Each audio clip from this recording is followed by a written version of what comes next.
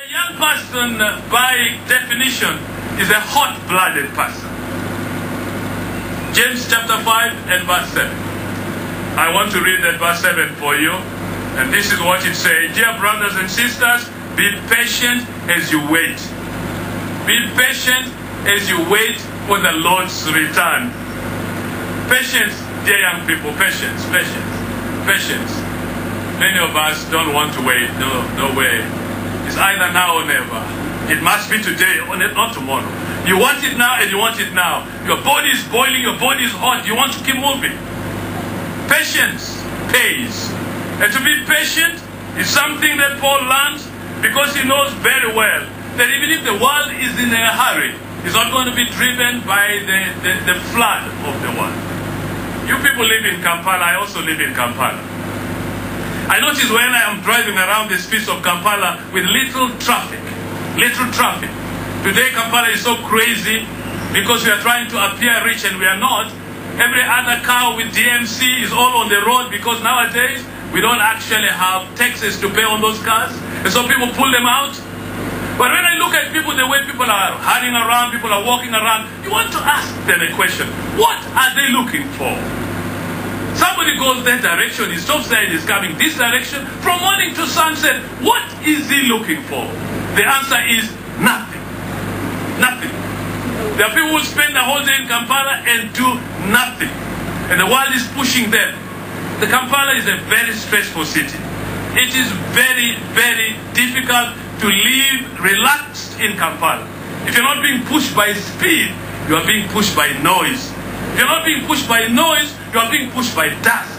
If you're not being pushed by dust, sometimes we spice it with a little bit of tear gas. If you're not being pushed by tear gas, so many things are in this city. It is very, very stressful. But my friend, do not be pushed by the speed of life. Don't. Wait on the Lord. Be still and know that I am God. Be able to know that my God can cushion me in a very crazy world and I can still be normal. I keep asking some of you who are Kampalans, born and bred in Kampala, you're part of the system already in Kampala. Please take a moment and leave the city. Go to Luero. If you can, go to Masaka. If you can, push over towards Mukono and Lugazi. Just pull out and get some fresh air out there. This place is so polluted. This place is so unhealthy for human lungs. Get out of it, my dear friend, and go to the village if you can. Because then you will begin to discover life out there is totally different. But the question is not about being in a different position. The question is about being patiently waiting on God's agenda. God's agenda. I notice you young people, I used to be young. I'm trying to look young, but I'm not actually. I'm 62.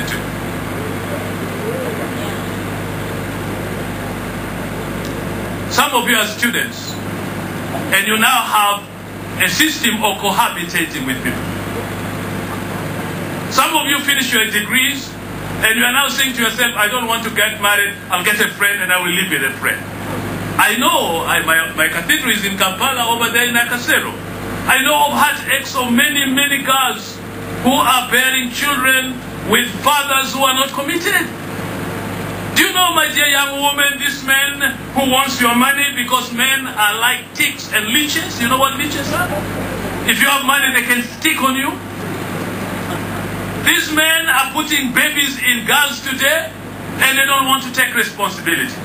And I notice how today many of my beautiful young girls who are struggling with toddlers around them and they are trying to make 2 ends meet because she is a single mother. Must you be a single mother? The answer is no. Because it takes 2 to bring a human being. And if somebody is going to put a baby in you, young woman, tell that man, are you going to live with me under a marriage covenant? Are you going to walk me the aisle of the church? Are you going to promise to be with me?